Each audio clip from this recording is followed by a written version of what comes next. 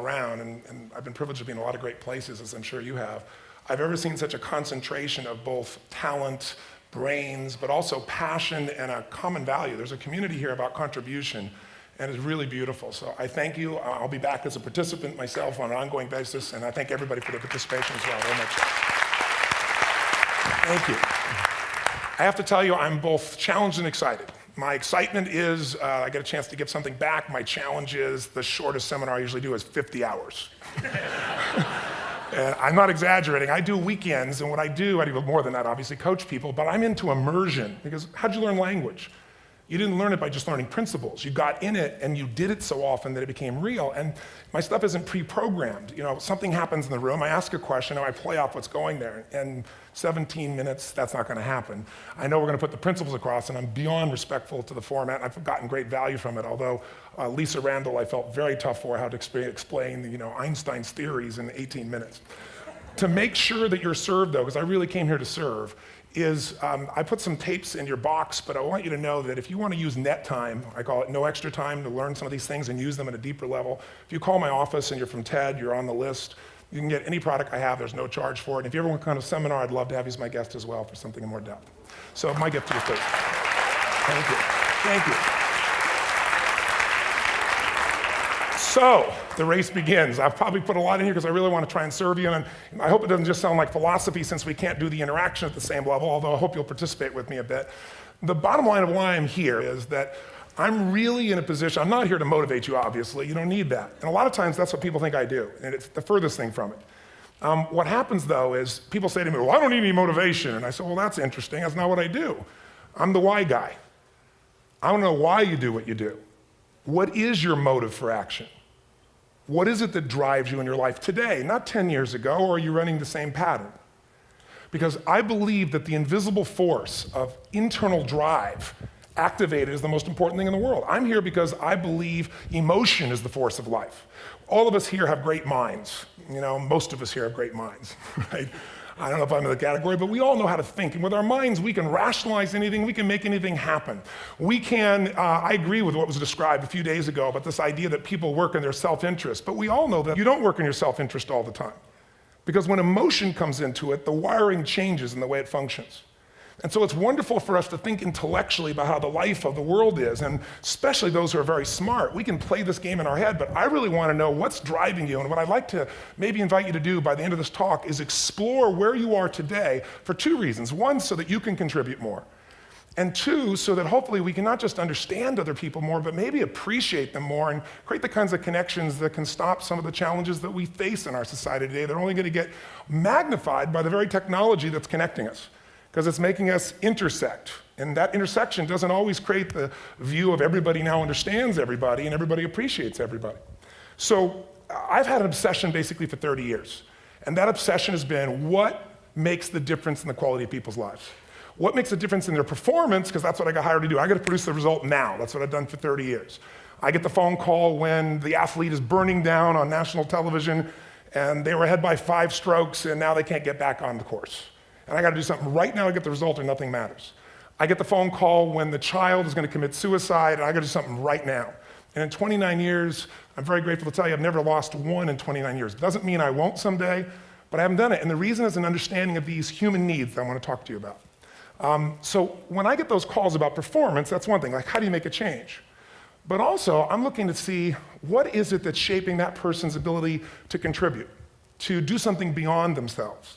So maybe the real question is, I look at life and say there's 2 master lessons. One is there's the science of achievement, which almost everyone in this room has mastered to an amazing extent. That's how do you take the invisible and make it visible, right? How do you take what you dream about and make it happen, whether it be your business, your contribution to society, money, whatever it is for you, your body, your family. But the other lesson of life that is rarely mastered is the art of fulfillment.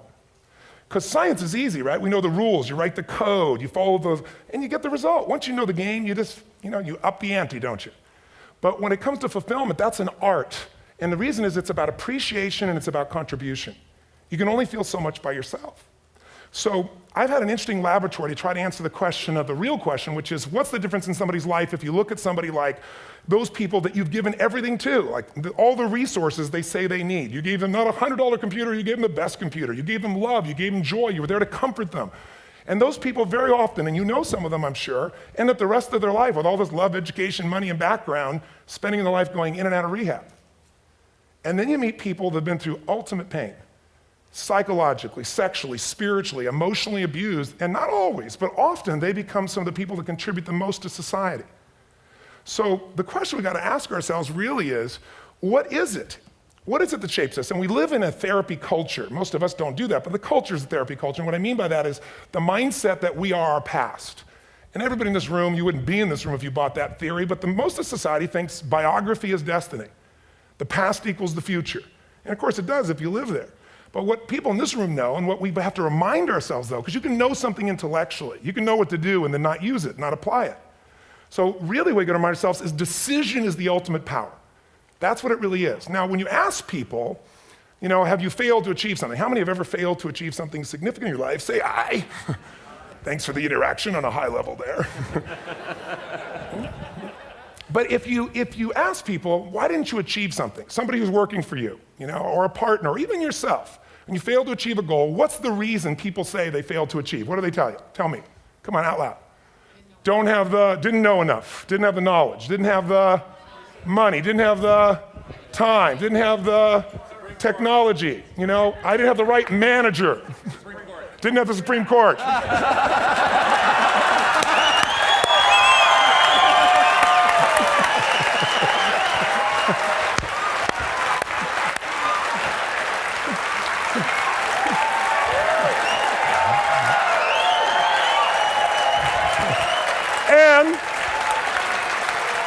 And what do all those, including the Supreme Court, have in common? They are a claim to you missing resources. And they may be accurate. You may not have the money. You may not have the Supreme Court. But that is not the defining factor.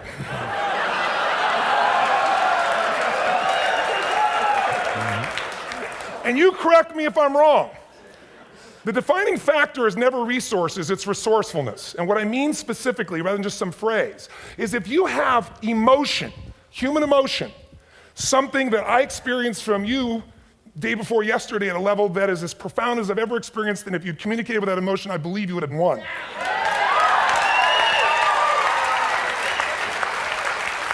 But how easy for me to tell him what he should do. Idiot, Robbins. But I know when we watched the debate at that time, there were emotions that blocked people's ability to get this man's intellect and capacity and the way they came across to some people in that day. Because I know people that wanted to vote in your direction and didn't, and I was upset. But there was emotion that was there. How many know what I'm talking about here? Say aye. So emotion is it, and if we get the right emotion, we can get ourselves to do anything. We can get through it. If you're creative enough, playful enough, fun enough, can you get through to anybody, yes or no? If you don't have the money, but you're creative and determined enough, you find the way. So this is the ultimate resource, but this is not the story that people tell us, right? The story people tell us is a bunch of different stories. They tell us we don't have the resources, but ultimately, if you take a look here, flip it up if you would. They say, what are all the reasons they have in common? We've said that. Next one, please. He's broken my pattern. But I appreciated the energy, I'll tell you that. What determines your resources? We've said decisions shape destiny, which is my focus here. If decisions shape destiny, what determines it is 3 decisions. What are you going to focus on? Right now, you have to decide what you're going to focus on. In this second, consciously or unconsciously, the minute you decide to focus on something, you got to give it a meaning. And whatever that meaning is produces emotion. Is this the end or the beginning? Is God punishing me or rewarding me, or is this the roll of the dice? And emotion then creates what we're going to do, or the action. So think about your own life, the decisions that have shaped your destiny. And that sounds really heavy, but in the last 5 or 10 years, 15 years, haven't there been some decisions you've made that if you made a different decision, your life would be completely different? How many can think of one, honestly? Better or worse? Say aye. So the bottom line is maybe it was where to go to work and you met the love of your life there. Maybe it was a career decision. I know the Google geniuses I saw here. I understand that their decision was to sell their technology at first. What if they made that decision versus to build their own culture? How would the world be different? How would their lives be different? Their impact. The history of our world is these decisions. When a woman stands up and says, no, I won't go to the back of the bus, she didn't just affect her life. That decision shaped our culture. Or someone standing in front of a tank. Or being in a position like Lance Armstrong and someone says to you, you got testicular cancer. That's pretty tough for any male, especially if you ride a bike. Right?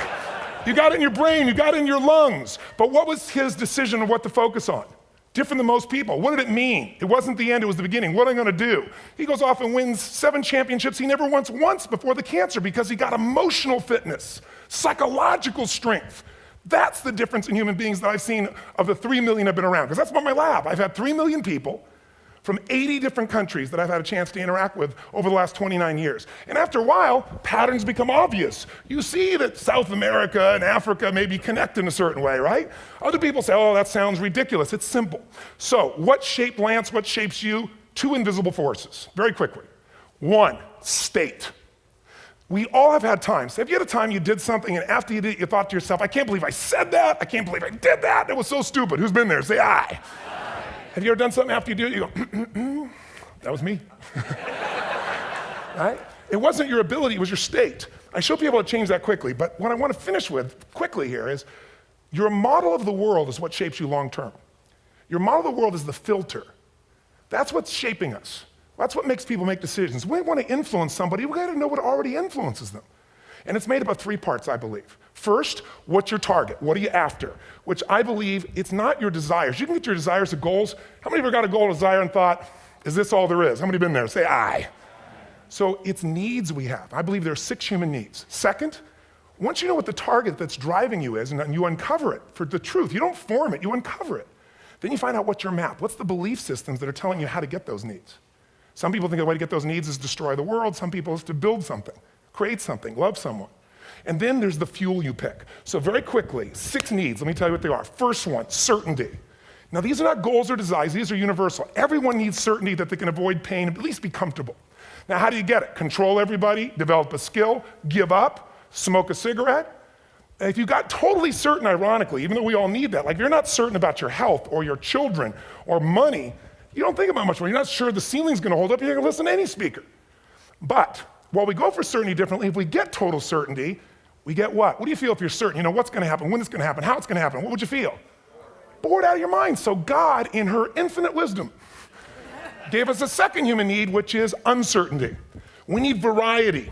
We need surprise. How many of you here love surprises? Say aye. You like the surprises you want. The ones you don't want, you call problems, but you need them. So variety is important. Have you ever rented a video or a film that you've already seen? Who's done this? Why are you doing it? You're certain it's good because you read it before, saw it before, but you're hoping it's been long enough you've forgotten enough there's variety. Third human need, critical, significance. We all need to feel important, special, unique. You can get it by making more money. You can do it by being more spiritual. You can do it by getting yourself in a situation where you put more tattoos and earrings in places humans don't want to know. Whatever it takes. The fastest way to do this, if you have no background, no culture, and no belief in resources or resourcefulness, is violence. If I put a gun to your head and I live in the hood, instantly I'm significant. 0 to 10, how high? 10. How certain am I you're gonna respond to me? 10. How much uncertainty? Who knows what's gonna happen next? Kind of exciting, like climbing up into a cave and doing that stuff all the way down there. Total variety and uncertainty. And it's significant, isn't it? So you're willing to risk your life for it. So that's why violence has always been around and will be around unless we have a consciousness change as a species. Now you can get significance a million ways, but to be significant, you gotta be unique and different. Here's what we really need. Connection and love, fourth need. We all want it. Most people settle for connection because love's too scary. Don't want to get hurt. Who here has ever been hurt in an intimate relationship? Say aye. And you're gonna get hurt again. Aren't you glad you came to this positive visit? But here's what's true, we need it. We can do it through intimacy, through friendship, through prayer, through walking in nature. If nothing else works for you, get a dog. Don't get a cat, get a dog, because if you leave for 2 minutes, it's like you've been gone for 6 months when you show back up again 5 minutes later, right? Now these first 4 needs, every human finds a way to meet. Even if you lie to yourself, even if you have split personalities. But the last 2 needs, the first 4 needs are called the needs of the personality, is what I call it. The last 2 are the needs of the spirit. And this is where fulfillment comes. You won't get fulfillment from the first 4. You'll figure a way, smoke, drink, do whatever, meet the first 4. But the last 2, number 5, you must grow. We all know the answer here. If you don't grow, you what?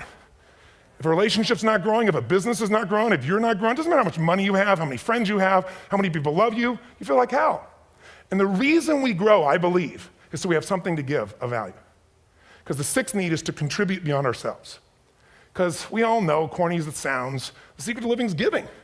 We all know life's not about me, it's about we. This culture knows that. This room knows that. And it's exciting. When you see Nicholas up here talking about his $100 computer, the most passionate, exciting thing is here's a genius, but he's got a calling now. You can feel the difference in him, and it's beautiful. And that calling can touch other people. In my own life, my life was touched because when I was 11 years old, Thanksgiving, no money, no food, and we're not gonna starve, but my father was totally messed up. My mom was letting him know how bad he messed up. And somebody came to the door and delivered food. My father made 3 decisions. I know what they were briefly. His focus was, this is charity. What does it mean? I'm worthless. What do I gotta do? Leave my family, which he did. At the time, one of the most painful experiences of life. My 3 decisions gave me a different path. I said,